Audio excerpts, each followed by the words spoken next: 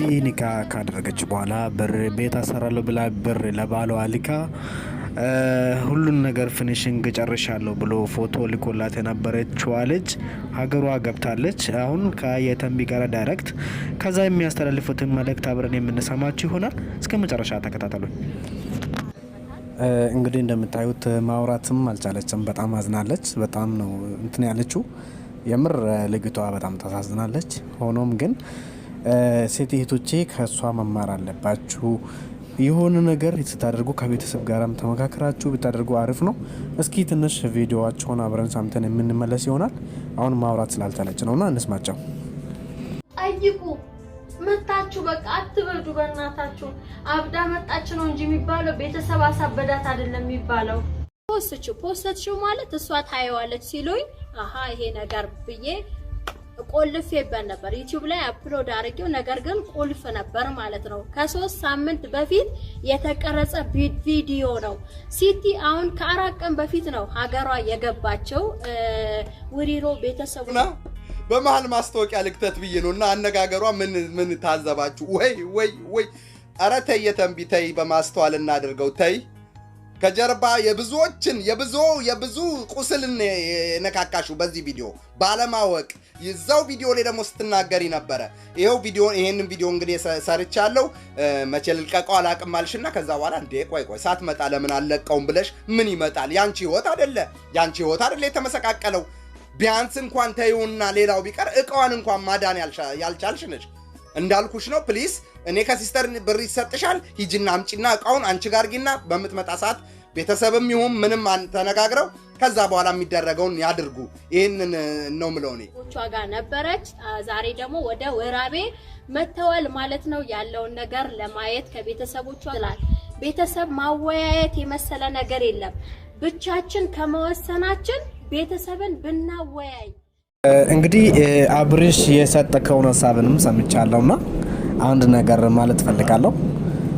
የተንቢ ያለችው ያው ወንዶች ማለት እንደዚህ አይነት የሚያጋጥማቸው ሰዎች ብዙ ስላሉ አንተም ደግሞ ረጅም ጊዜ ስለሰራህና ተደማጭነት ወይም ደግሞ ሰዎች ስለማይረዱ ስለማይቀበሉ ልትናደድ አይገባም።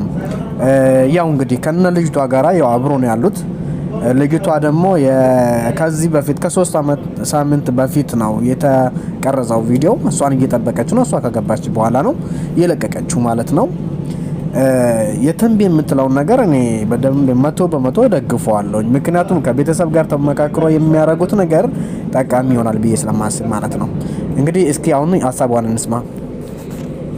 ሌላው ደግሞ እኔ አታግቡ አላልኩም፣ ትዳር አትያዙ አላልኩም። ነገር ግን የሩቅ ኒካ አትሰሩ ነው ያልኩት። በቃ ሲቲ የዛሬ 3 አመት ሷረብ ሀገር ኒካውን ባታስር ኖሮ ይሄው ሊፈጠር ነበር። ገንዘባችሁ እንዲያውም ማንም ከሚበላው ማንም ከሚራገጥበት ቤተሰብ ለምን እንክታ ነው። እሱንም ያው ይሄንም ያንቺ የሰራሻቸውን ቪዲዮዎች ካላየችና አደጋ ካልደረሰባት ወይ ፈጣሪ አምላክ ይጠብቃት። እኔ ይሄንን ነው የምለው። እናቴ የምታይኝም ከሆነ ደግሞ ያንን ቪዲዮ አይተሽ በጭንቀት ላይ በጣም በውጥረት ላይ ምናምን እንደምትሆኚ አንሹር እርግጠኛ ነኝ ካየሹ ማለት ነው። ባለ ታሪኳ እባክሽን የማያልፍ ቀን የለም፣ ያልፋል። ሁሉም ነገር ያልፋል። መከራና ስቃይን ያልቀመሰ የደስታን ትርጉም አያውቀውም እንደሚባለው ሁሉ እኛ በአረብ ሀገር እዚህ ስደት ላይ ሆነን ያልቻልነው ነገር የለም። ትዕግስትን አስተምሮናል ስደት። አረብ ሀገር ህይወትን አስተምሮናል።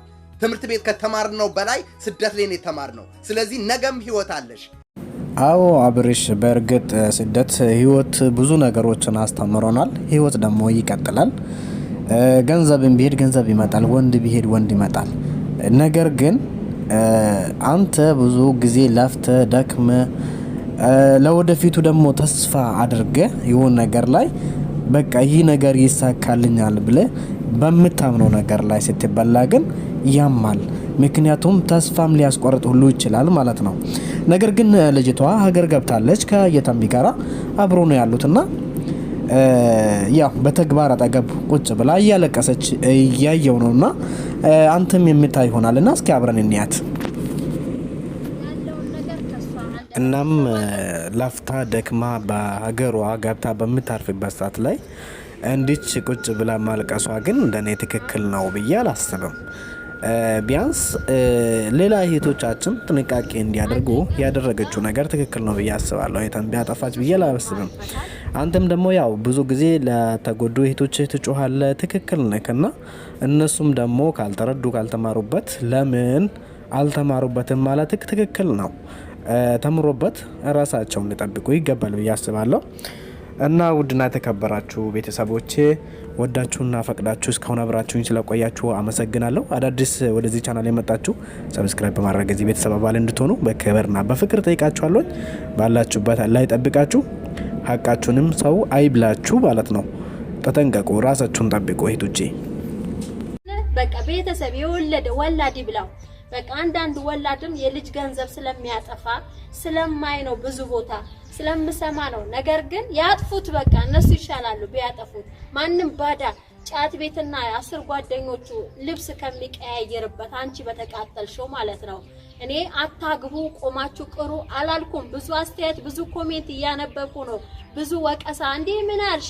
ኒካ እኮ ሐላል ነው ምናምን። እኔ ምን ብያለሁ? ኒካ አትሰሪ አላልኩም። ነገር ግን የሩቅ ኒካ አትሰሩ። በቃ አሁንም ቢሆን እኔ ከምቃወማቸው አታዩ፣ አትዳብሽው፣ አትዳስሽው።